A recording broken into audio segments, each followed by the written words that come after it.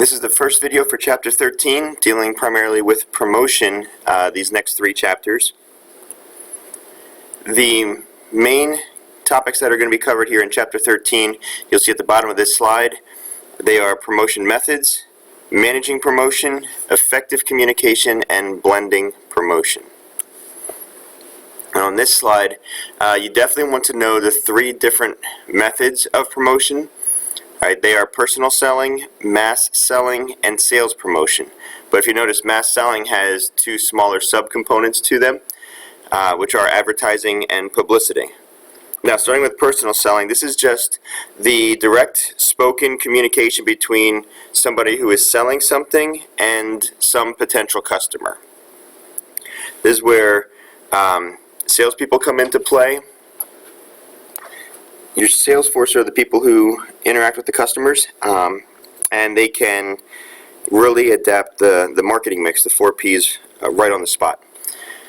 Jump down to the bottom of the slide for sales promotions, and these are the promotional activities that are not including advertising, publicity, and personal selling. And the main goal of sales promotions is to generate interest, to get the people buying the product or at least trying the product. There is a number of examples that you have for these. You have sales, you have contests, free samples, buy one get one frees. You have a lot of different options here. Just anything that is not personal selling, advertising, publicity, mass selling of any kind. Alright, the final one is mass selling, and this is when you communicate with a large number of potential customers at one time, in one shot. This is very useful when your target market is very large, geographically dispersed as well. And you see that they're broken down into advertising and publicity. The differences here: advertising is paid for and controlled by the company, while publicity is unpaid by the company. It is not controlled by the company. It is controlled primarily by the media and by people like you and I. Publicity does include social media, which would be obviously like your Instagram, your Twitter, your Facebook, things like that. Advertising, the most popular forms of advertising would be television, radio, magazine, billboards, direct mail, which is commonly referred to as junk mail as well. Now, there are 4 different positions or managers that are responsible for integrating this blend of promotion. Starting with the upper left with the sales managers. These are the people who are dealing with the personal selling aspect. Advertising managers are the ones that deal with the mass selling effort. The sales promotion managers are the ones who are required to pique interest of customers, to try to get the products into their hands, whether they're trying it or buying it. And the marketing manager in the bottom left, they're the ones who have to determine the blend of promotional activities and then coordinate all of them together. So they're kind of overseeing everybody.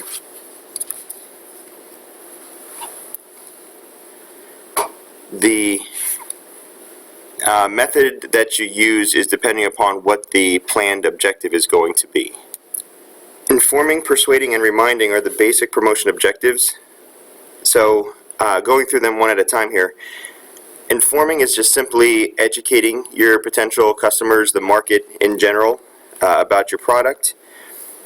This is where customers learn about the product.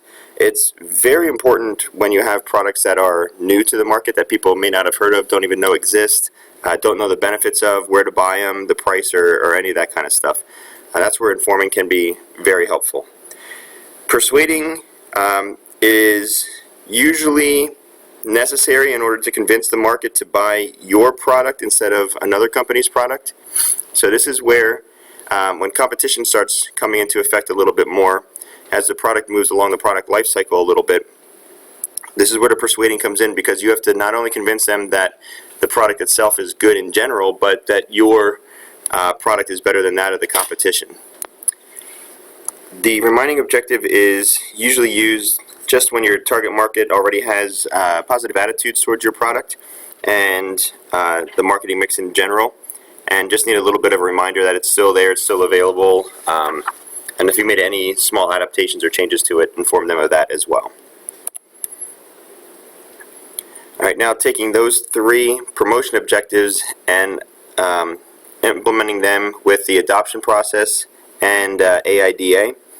So the adoption process is just a process, remember, that consumers go through in adopting a new idea or a new product.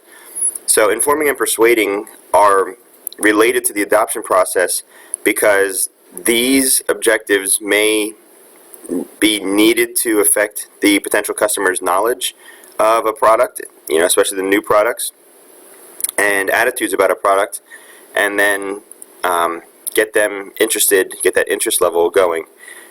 Later on, promotion can remind the customer about the good experiences that they have had, hopefully that they have had anyway, and confirm the adoption decision. That's actually the purchase decision. The AIDA model, it's a practical approach for looking at what promotion tries to accomplish. Its 4 main jobs, again, include attention, interest, desire, and action. The attention is when promotion seeks to break through the mass amounts of information that are out there in the marketplace and get the attention of the person in your specific target market. Then the promotion seeks to arouse curiosity, stimulate greater interest in the product. The desire portion is where they try to get an emotional response. The book refers to it as a buy-in, where the customer has a strong desire for the product, and then the action is where the promotion really helps the customer take action to buy the product, encourages them to buy the product somehow, some way. Traditional communication process, definitely know this. This is a must.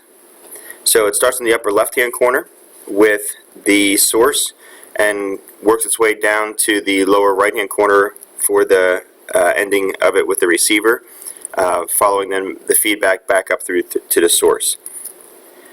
Right, the communication process is made up of all the elements that go into creating, transmitting, receiving, interpreting the meaning of one message from one party to another party.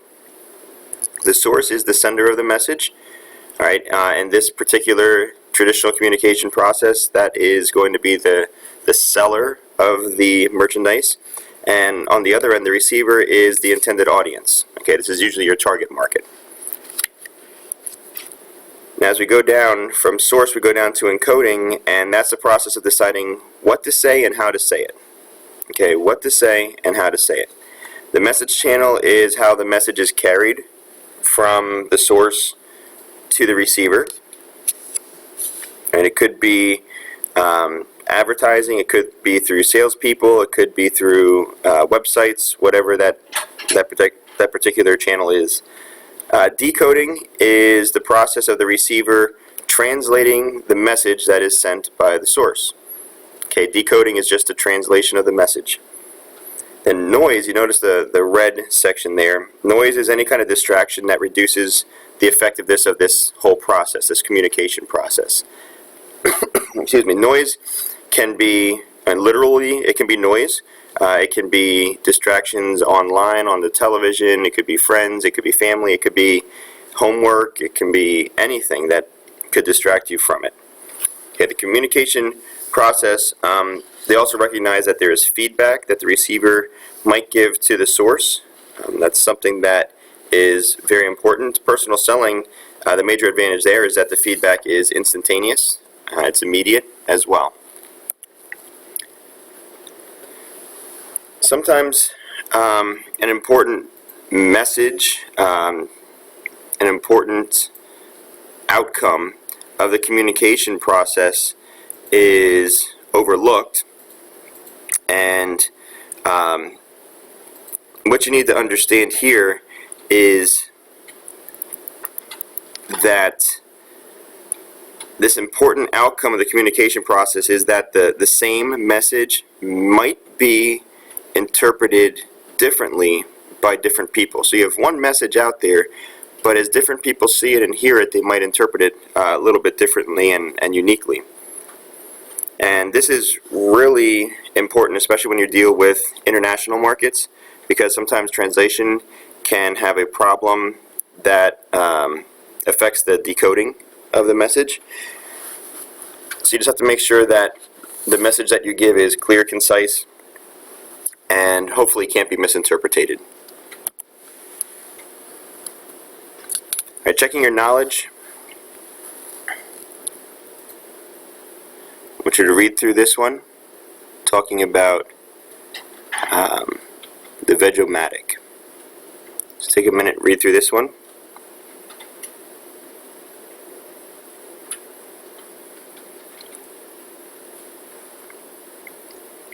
Okay, so as you finish up reading this, just some information here is that using an infomercial does allow a much more detailed message than what you would get with other forms of promotion. Personal selling, you can get very detailed, but outside of personal selling, a very detailed message is able to be hit here. So it allows the use of full motion demonstrations, detailed explanations, to be certain that the benefit of this message is encoded clearly. So using this option, the best answer would be B for encoding. And this is going to bring us to the end of video number 1 for chapter 13.